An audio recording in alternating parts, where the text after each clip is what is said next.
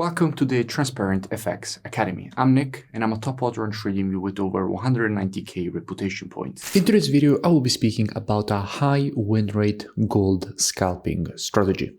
The way in which I will be structuring the video is in 4 parts. First, I will be speaking about what is volume profile. Now, this indicator is something that you might be familiar with, or maybe not, which is basically this one here. And I will explain what it is and how it actually works. Then, I will be speaking about, obviously, how to use it for the actual strategy. After that, I will be putting in a section in which I will explain how to use this COT data as confluence for when you're scalping.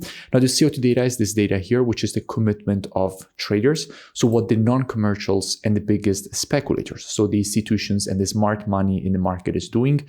In fact, here you can see how they are moving their orders and how they are shifting their orders.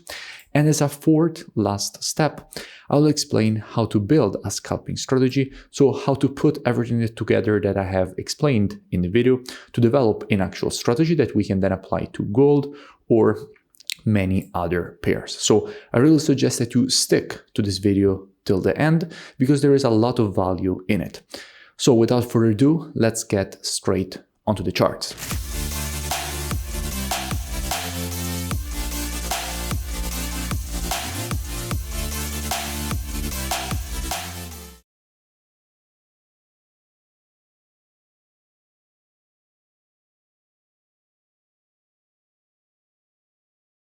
Okay, so let's start from the first part. So what is the volume profile indicator? Now, first of all, you find it directly here on your TradingView panel. You find it here, fixed range volume profile.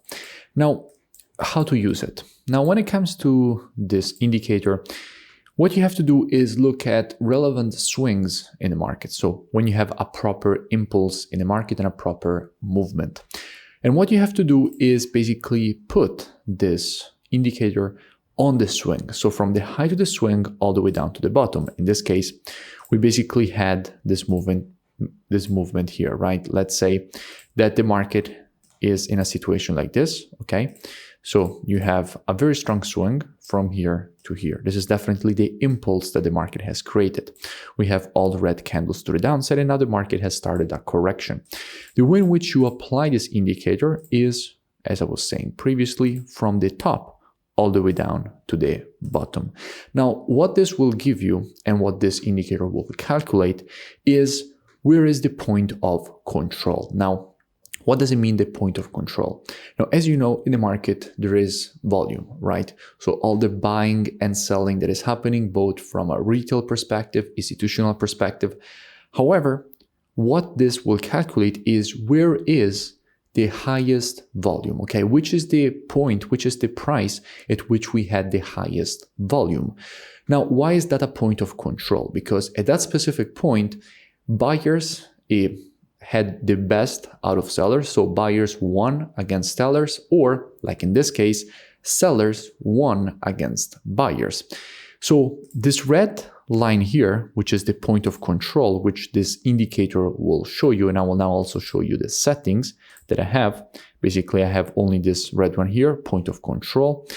And this will indicate where the sellers actually won against the buyers. And this move to the downside actually started. Now, since this was the important price at which we had the highest volume, there is an incredibly high probability that the market will react again to this area when the market will test it. So when the market now, during the correction after this impulse, will once again touch this area, there is a very high probability that the market will actually react to this zone. Okay, this is very, very important. So what this means basically is that now that we're getting the correction here on the daily time frame, we identify the point of control. At that point, we can go down on lower time frames when the market reaches this area and scalp the rejections away from this point of control, because we are almost virtually guaranteed that we will see some reaction of the market to this area, because this is the level at which we had the highest volume, the highest activity in the market. And if we're looking to scalp, we want to have that activity. We want to have that volume because that is exactly what we need. So this is basically bringing me to the point number 2, how to use the volume profile indicator when it comes to actually scalping, right? Now, the way in which we do that is, first of all, you apply this indicator on the daily time frame. Why on the daily time frame if you're looking to scalping? Because this is where you will identify the most accurate point of control, right? Which in this case, we take it from the high to the low of this clear move to the downside, gives us and calculates for us a point of control which is exactly in this area, which is 1671.78.80, something like this, okay? We have here our point of control. At that point, now that we know where the point of control is, at that point, we can go down on lower time frames, all the way down to the 5 minutes time frame. Because at that point, we know that we have our point of control around this area. 1 second, that is recalculating it again for us. And what we can see here is that this red line here, this is where we have our point of control. This is the volume, right? We see the selling volume, the buying volume. And what we can see is that clearly here, okay, you can see here also from these rectangles of the volume, we had the highest amount of volume. So this was the point of control. This is where sellers had won against buyers and managed to make the market create all this rejection to the downside. Now, at this point, if the market here will reach this point of control once again, we can scalp the rejections away from this area from a 5 minutes perspective, because we know that there is a high probability that we will see reactions to this area, given that this is the zone that has the highest confluence, right? Has the highest volume. For simplicity, it is always best to go on the daily time frame and actually just take a horizontal ray at the point of control, because we know now that this is the point of control, and it's easier from a 5 minutes perspective to not have bugs with the indicator, to just put a horizontal ray where we have the point of control, right? We know that the point of control now is here. Therefore, at this point, we can just remove the volume profile indicator, switch back to the 5 minutes time frame while making the ray visible so that we know where our point of control is. And at this point, this is where we can start waiting for the market to actually reach the area now, because we know where it is. We just need to wait for the market to actually reach our zone. Now, obviously, we can do that on the 5 minutes time frame, or we can just switch to the daily and wait for the market to reach the zone. But at some point, the market is supposed to go and actually reach our area, at which we can then start our scalping, right? Very soon, the market should reach this zone. What we can see is that we're getting very close to it. I don't want to get too close to it. Okay.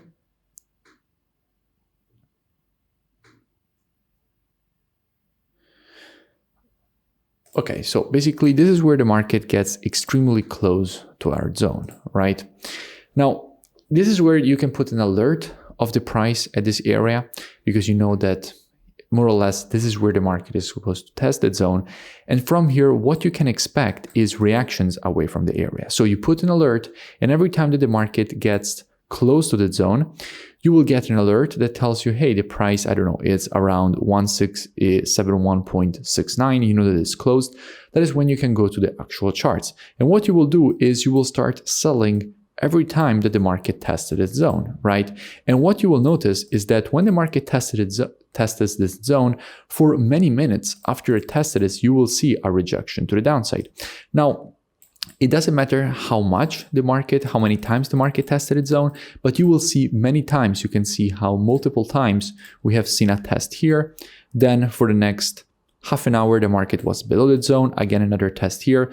We had another 5 minutes in which the market was below the zone. Another test here. We had another half an hour where the market rejected this zone to the downside. So we can see how multiple times, every time that the market tests the point of control, it gets rejected, right? Now, at some point, you will see the break above the zone. But what we can see is that there is a high degree of a reaction to this zone. So if you're a scalper, you can, every time that the market tested its zone, you can look to potentially capitalize on that rejection to the downside. Now, what I want to give you is actually first, let's skip to the next step, and then I will show you other examples, okay? Because first I want to cover all the points, okay? We're gonna cover all the points of the video, and then I will show you more examples of how to do this, because we have just seen how to do this on this leg here. We will take also other legs so that we can really master the concept. But let's first finish all these points. How to use the COT data as confluence to this. Now, the COT data, which is this one here, which I was explaining earlier, is the commitment of traders. So how the non-commercials, so the biggest speculators in the market, are doing. Now, what we can notice here is that you have net positions. Now, net positions are longs minus shorts. And this is a simplified way of looking at the COT data, because you can obviously look at what is happening on longs. You can look at what is happening on the shorts. You can see the changes in longs and in shorts if you're arranging the data in this way, which our software does. And what we can see and what we are looking for is, if you are looking to scalp on the short side of the market, like we were in this case, right? So you have a market which is approaching from below, a point of control that you have already identified. In our case, it was around this area.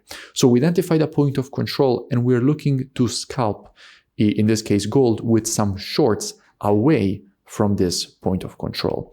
Now, what we want to see on the commitment of traders side is that from an institutional perspective, you're seeing net positions getting decreased. Why? Because this means that from an institutional perspective, you're getting a lot of shorts added compared to the longs. In this case, since we went from 117K net positions all the way down to 52K net positions on gold, we can see how with the last reports, we had thousands of shorts getting added and longs getting closed from an institutional perspective.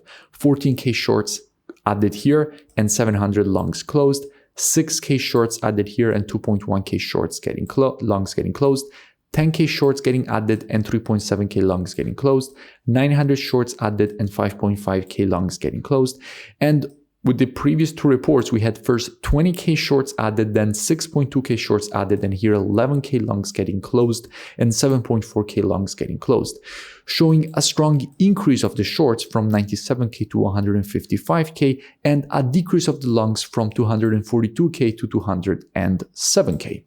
So if you have the market which is approaching a point of control to the downside, and you have, from an institutional perspective, net positions getting decreased, so institutions adding shorts and closing longs, what this indicates is that you have an even higher probability of seeing institutional selling at your point of control, because they will use that area where you have the highest volume to actually place their orders. Because keep in mind that for every buyer in the market, there needs to be a seller. For every seller, there needs to be a buyer.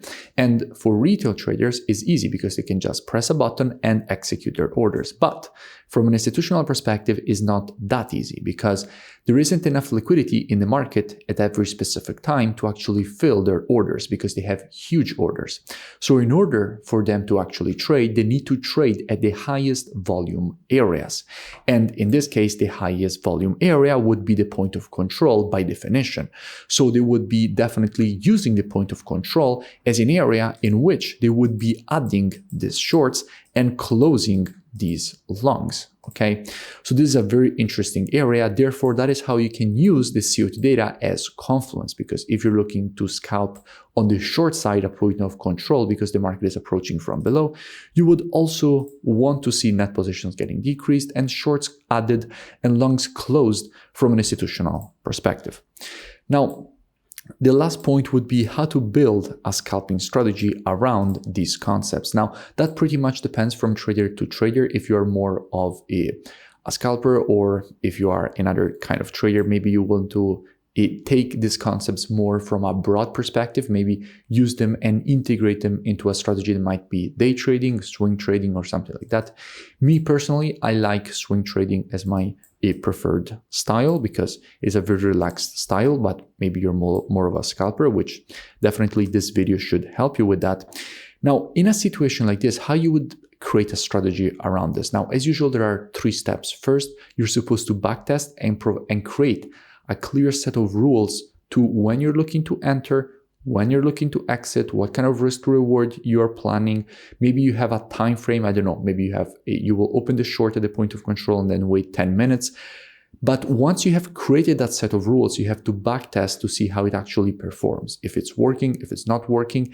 The second step would be to demo trade that set of rules that you have backtested to see if you are actually able to replicate your backtesting results also in live market. And only at that point you would be looking to potentially test it on a live account. You're never supposed to skip the steps. First, backtest on a lot of data to know the statistics, then you're supposed to demo trade, and only then you can even start thinking about going live. It's always very important to follow the steps. Now, at this point, we have covered all the 4 steps, but I want to show you some actual more examples of this. At least let's do another one. So let's take, for example, this impulse here to the upside that the market had created here. Now, in this case, as we did also for the previous case, which was a bearish move, in this case, this is a bullish move. So we have to take our volume profile indicator from this bottom to this high, because now the move to the upside, the correction basically has already started. Now, what this gives us is a point of control, which was at this area. This is where the market was showing the highest volume. Now, at this point, you would be looking at the COT data, basically looking for an increase of the net positions, which we were actually getting around this period. So you would be looking for a potential move to the upside from here. Now, at this point, you drop down on the 5 minutes time frame, and since the market is approaching from above, you would set basically alert or something like that around this area here, so that you know when the market is near to the point of control. And then depending on the rules of your own strategy, if you're incorporating something similar to this, at that point you would be looking for some buys away from this area. So basically every time that the market goes and tests the point of control, you would be looking for some buys away from the zone. Then here in this case, we had multiple tests of this zone.